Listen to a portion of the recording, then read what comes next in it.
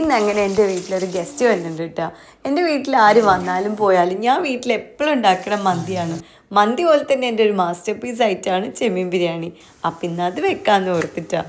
ഞാൻ എപ്പോഴും ബിരിയാണിയൊക്കെ ഉണ്ടാക്കുമ്പോൾ ലാസ്റ്റ് ചെയ്യേണ്ട കാര്യമൊക്കെ എപ്പോഴും ഫസ്റ്റ് ചെയ്യും. അതായത് കച്ചമ്പർ, സാലഡ്, പപ്പടം ഇങ്ങനെയുള്ള കാര്യമൊക്കെ എനിക്ക് ലാസ്റ്റ് ആകുമ്പോൾ നല്ല മടിയായിരിക്കും. അതൊക്കെ വേഗം വേഗം ചെയ്തു വെച്ചാൽ എനിക്ക് പണിയെടുക്കാൻ കുറെ കൂടി ഈസി ആയപോലെ തോന്നിട്ടാ.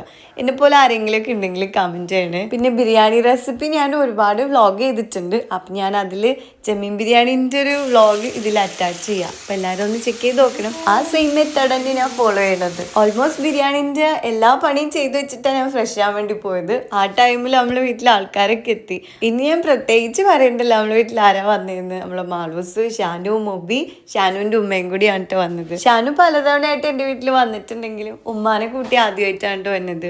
അപ്പോൾ ഉമ്മ എന്നെ കാണാൻ വേണ്ടി വന്നപ്പോൾ എനിക്ക് വേണ്ടി സ്പെഷ്യലായിട്ട് നെയ്യപ്പം, അച്ചാറൊക്കെ ഉണ്ടാക്കി കൊണ്ടുവന്നിരിക്കണം. സത്യം പറഞ്ഞാൽ എനിക്ക് ഭയങ്കര സങ്കടമായിട്ടാണ്. എൻ്റെ ഉമ്മ വരുമ്പോഴാണ് എനിക്ക് ഇങ്ങനെ സ്പെഷ്യൽ സാധനങ്ങളൊക്കെ കൊണ്ടുവരുന്നത്. ഞാൻ ഇങ്ങനെ കാത്തിരിക്കും എന്തെങ്കിലുമൊക്കെ ഉമ്മ കൊണ്ടുവരുമല്ലോ എന്ന് ഓർത്തിട്ട്. എനിക്ക് ആ ഒരു ഫീലായിരുന്നു ശരിക്കും മനസ്സിലായിട്ടാണ്. ബിരിയാണി ദമ്മിടാനുണ്ടായിരുന്നു. ഇവർ വന്ന് വർത്താനത്തിൻ്റെ ഇടയിൽ അതൊക്കെ ഒന്ന് വിട്ടുപോയി. മാലൂസിനാണെങ്കിൽ ആച്ചക്കിളി അനുമോനൊന്നും ഇല്ലല്ലോ, ഒരു ക്ലാസ്സിൽ പോയിക്കണല്ലേ, അതുകൊണ്ട് ചെറിയ ബോറടിയൊക്കെ ഉണ്ടായിരുന്നു. പിന്നെ നമ്മൾ ഫുഡൊക്കെ ആയപ്പോഴത്തേക്കും എനിക്കിങ്ങനെ ടേബിൾ എപ്പോഴും ഇങ്ങനെ നിറഞ്ഞിരിക്കണം, കുറച്ച് കളർഫുള്ളായിരിക്കണം, അതൊക്കെ എനിക്ക് ഭയങ്കര ഇഷ്ടമാണ്. ആദ്യമൊക്കെ ഇതുപോലെ എൻ്റെ വീട്ടിൽ ഗസ്റ്റൊക്കെ വരുമ്പോൾ ഉമ്മ വന്ന് ഫുഡൊക്കെ ഉണ്ടാക്കി വെക്കും, അല്ലെങ്കിൽ ഉമ്മ ഉണ്ടാക്കിയിട്ട് കൊടുത്തോടും. ഇതൊക്കെയായിരുന്നു എൻ്റെ ഒരു ശീലമൊക്കെ. അതൊക്കെ മാറി ഇപ്പം എല്ലാം ഒറ്റയ്ക്ക് ഞാൻ ചെയ്തൊക്കെ തുടങ്ങി. എനിക്ക് ഈ ദമ്മ് പൊട്ടിക്കാനാവുമ്പോൾ ഉള്ള ഒരു ടൈമൊക്കെ എനിക്ക് ഭയങ്കര ഇഷ്ടമാണ്.